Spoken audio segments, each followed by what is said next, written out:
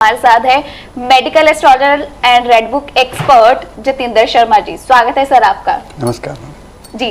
जतिंदर शर्मा जी हमारे साथ हैं और जैसे मैंने बता दिया कि मेडिकल एस्ट्रोलॉजर हैं, रेड बुक एक्सपर्ट हैं, यानी कि आपकी जो कुंडलियों का विवरण है वो मेडिकली यानी कि अगर आपकी हेल्थ इश्यूज कुछ चल रहे हैं जिसमें इनकी स्पेशलिटी है उसके बारे में हम बात करेंगे और साथ ही साथ बात करेंगे रेड बुक के अकॉर्डिंग आपकी कुंडलियों में क्या चल रही है समस्या और उसका हल कैसे किया जा सकता है। पहले एक बहुत ही इंटरेस्टिंग टॉपिक आपके लिए हम लेकर आए हैं। शायद वेडिंग सीजन भी चल रहा है, शादियां हो भी रही हैं और उसी से संबंधित एक इंटरेस्टिंग सा टॉपिक लेकर आई हूँ। जतिंदर जी, मेरे मन में एक बात चल रही थी कि शादियां होती हैं, हर इंसान यही चाहता है कि उसके साथ अच्छा ही हो, यानी कि हर जो पेरेंट्स शादी करते हैं तो उनका एक ही होता है कि उनके जो बच्चे हैं वो आगे जाकर खुश रहें। लेकिन कई बार हम देखते हैं कि जो टीवी है या कुंडलियां जिसको कहते हैं, मिलवान करने के बाद भी जो शादियां टूट जाती हैं उसका रीजन क्या होता है? क्योंकि बहुत सारे ये मैंने पर्सनली ये देखा है कि पूरी तरीके से कुंडलियां मिल रही हैं, 18 से ऊपर गुण मिल रहे हैं, कईयों के तो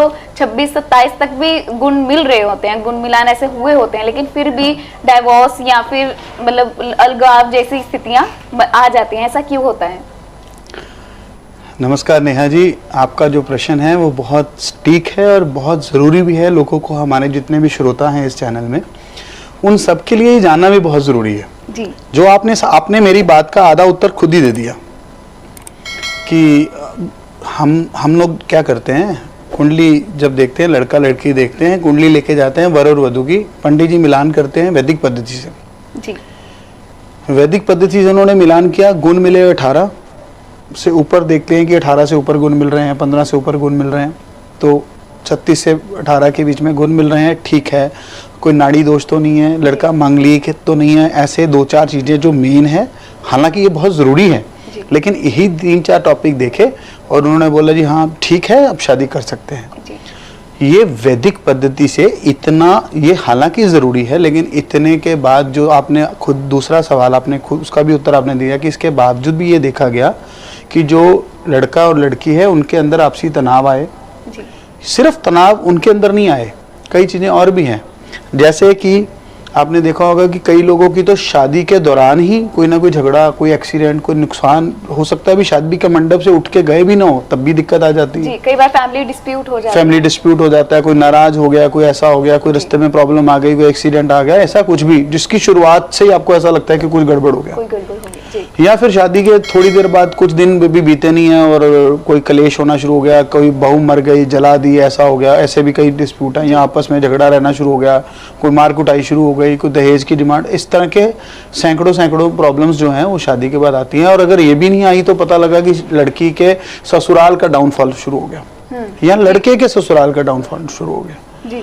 तो ये चीजें भी देखी गई हैं। तो ये सब चीज़ों का पता लाल किताब की जो पद्धति है उसके अंदर बड़ा सटीक वर्णन है। लाल किताब के अंदर आप जो रेड बुक 1952 के अंदर कई पेजों में बड़ी डिटेल से इसका विवरण दिया गया है कि ये क्यों है और होता क्या है।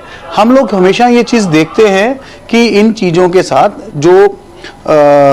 जो इसकी लाल किताब के अंदर हम लोग जब इसको मिलाते हैं तो समय लगता है। ऐसा नहीं है कि आप पंडित के पास गए, पंडित ने या किसी अच्छे रेड बुक एस्ट्रोलॉजर के पास गए, उसने उसको अपने कंसल्टेशन दी और 15-20 मिनट में उसने बोला हाँ ठीक है।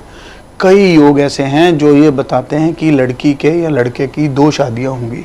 जी बिल्कुल। कई योग ऐसे बताते हैं कि शादी के बाद लड़की के ससुराल में नुकसान होने शुरू हो जाएंगे, या ससुर नहीं रहेगा, या ससुर निकम्मा हो जाएगा, या ससुर बिल्कुल लाचार हो जाएगा, या सास को ऐसी दिक्कत आएगी, या घर जाने के बाद उनका व्यापार खत्म हो जाएगा। तो ये योग लड़की की कुंडली या लड़के की कुंडली में देखे जाते हैं। क्या अगर वह योग का उपाय लाल किताब में दिया गया है तो वो ज्योतिषाचार्य पूरी डिटेल में सामने बताता है कि हाँ ये है। अब मैं आपको एक एग्जांपल देता हूँ छोटी सी। शनि दूसरे भाव में बैठा हो और कुछ समीकरण इसके और देखने हैं, अलग अलग समीकरण इसके साथ दिए हुए हैं कि ये आदमी के, अगर लड़की है तो लड़की के ससुराल, लड़का है तो लड़के के ससुराल में शादी छोड़ो, शादी जिस दिन रिंग सेरेमनी होगी उस दिन के बाद ससुराल में ये नुकसान होने शुरू हो जाएंगे जी। अगर राहु साथ में बैठा है, एक और एग्जाम्पल है, तो और कुछ ग्रहों का कॉम्बिनेशन देखोगे तो ज़्यादातर केसेस में आपको मैरिज लाइफ डिस्टर्ब दिखेगी, कुछ में उपाय के बाद ठीक होता है और कुछ में नहीं होता, और कई लोगों का डाइवोर्स हो जाता है। जी बिल्कुल। चंद्र साथ में आ गया, मैं कुछ एग्जांपल दे रहा हूँ, ऐसी अनेकों एग्जांपल्स हैं। चंद्र साथ में और बच्चा अभी पढ़ रहा है, उसके घर में उसकी शादी की अगर बात चल रही है तो शादी कभी भी होगी नहीं। लाल किताब कहती है कि जब तक ये पढ़ रहा है, इसकी पढ़ाई चलते के दौरान इसकी शादी नहीं हो सकती। जिस दिन पढ़ाई कंप्लीट हो जाएगी तभी ही शादी होगी। और उसके बाद भी एक और हिदायत दी है कि इस उम्र के बाद ऐसे इंसान को शादी करवानी चाहिए। अब कई बार क्या होता है, कुंडली सही है, मिलान सही है, योग भी कोई बुरा नहीं है, लेकिन हमने उम्र से पहले शादी कर ली। शनि अगर छठे भाव में लिखा है तो यहाँ तक लिखा है कि इसका चाचा इसकी शादी कराएगा तो शादी सक्सेसफुल नहीं होगी। अब उसमें ना तो बेचारे लड़के का कोई कसूर था, ना लड़की का कसूर था। और एक और हिदायत थी कि इसको 28 से पहले शादी नहीं करवानी चाहिए। अब उसने दोनों कंडीशन तोड़ दी तो शादी में प्रॉब्लम आ गई। इस तरह के कई योग है। अगर वर्षफल के दौरान केतु लगन में, राहु सप्तम में, बुध कहीं 9 में है, 10 में है, 11 में है, तो उस साल अगर शादी हो गई तो जो मैंने आपको पहली कंडीशन बताई कि शादी वाले समय में दिक्कत आ जाएगी जी।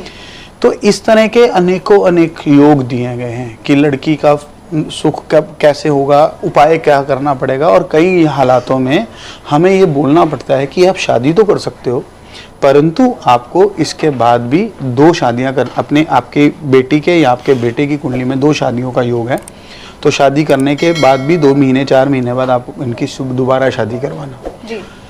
एक और ख़ास बात है कि इस ऐसे लाल किताब में अलग अलग जो योग दिए हैं, उनके उपाय दिए हैं, कईयों में परहेज़ दिए हैं कि इस उम्र से पहले शादी नहीं करनी, कईयों में लिखा है कि ये उपाय करके शादी करिए, और कई जगह पे लिखा हुआ है कि इन हालातों के बाद की हुई शादी मान्य रहेगी। इसके साथ साथ सबसे ज़्यादा जरूरी बात एक क्या लिखी है जो हर बंदे को समझनी चाहिए कि शादी के दौरान कन्यादान के वक्त उपाय जी। वो कन्यादान के वक्त उपाय, क्योंकि आदमी अगर मृत्युशैया पे हो तो उस वक्त अगर वो अपने परिवार को कोई ग्रह की वस्तु देके जा रहा है तो उस परिवार जो जिस परिवार को वस्तुएं मिल रही हैं उनके लिए वो बड़ी भाग्यशाली होगी।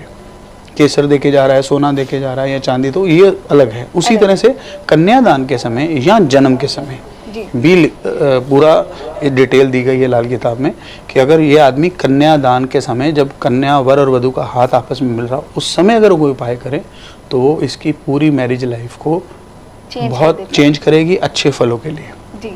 तो ये समझे सब चीज़ें। कई जगह पे सिर्फ समय का, अब कई जगह साल भी नहीं लिखा, समय लिखा है। एग्जाम्पल बता रहा हूँ, चंद्र 11 में लिखा है कि ऐसे जातक को रात के समय कन्यादान ना करना चाहिए, ना लेना चाहिए। मान लीजिए अगर लड़की का है तो इसको, या लड़के का है तो ये आदमी का कन्यादान सुबह होना चाहिए, यानी कि सुबह फेरे होने चाहिए।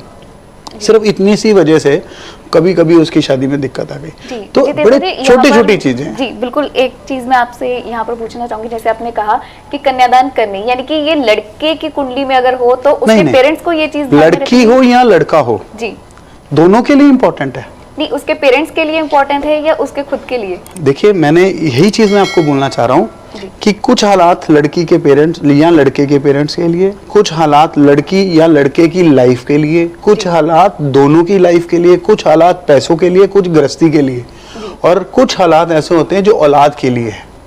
मान लीजिए सारा कुछ बहुत अच्छा है लेकिन उसकी कुंडली में ये दिख रहा है कि लड़के के यहाँ पे कभी लड़का नहीं होगा, या होगा तो बड़ी तकलीफ से होगा।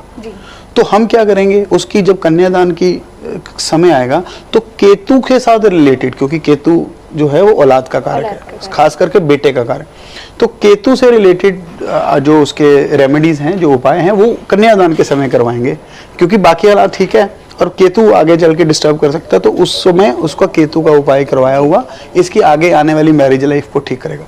तो मैं आपसे एक पर्सनली ये सलाह सबको दूंगा, क्योंकि जितने भी लाल किताब के अंदर ज्योतिषी हैं, अगर वो अच्छे हैं, पढ़े लिखे हैं, उन्होंने इस पे रिसर्च की है, अपना समय दिया है, तो आप ये समझिए कि उनको जाके आप उनको वो बोले, आप उनसे एक्सपेक्ट करो कि वो 10 या 15 मिनट में आपको ये सब चीज़ें निकाल के आपको इसका फलादेश दे देंगे। Not possible. मैं खुद एग्जाम्पल 14 साल 13 साल हो गए मुझे ये करते हुए। अगर मुझे इस तरह का सीरियस योग निकालना हो तो मैं किसी के सामने नहीं बैठता हूँ, अकेले बैठता हूँ, और कभी कभी मुझे 1-1 घंटा लग जाता है ऐसे योग को निकालने में कि क्या योग डिस्टर्ब कर सकते हैं, क्या फ़ायदा देंगे और क्या उपाय करना है।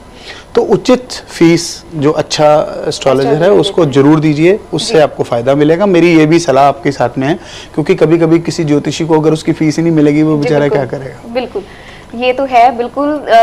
जितेंद्र जी, यहाँ पर एक कंफ्यूजन मैं और आपसे दूर करना चाहूंगी कि जैसे आपने कहा कि कई बार कुंडली में ऐसे योग होते हैं कि पेरेंट्स को इस समय पे कन्यादान करना चाहिए या नहीं। एक कंफ्यूजन ही है, जहाँ मैं सही हूँ आप वहां पर मुझे करेक्ट भी कर सकते हैं। तो क्या जब बेटा या बेटी की शादी हम कर रहे हैं तो पेरेंट्स को अपनी कुंडली दिखानी चाहिए या नहीं?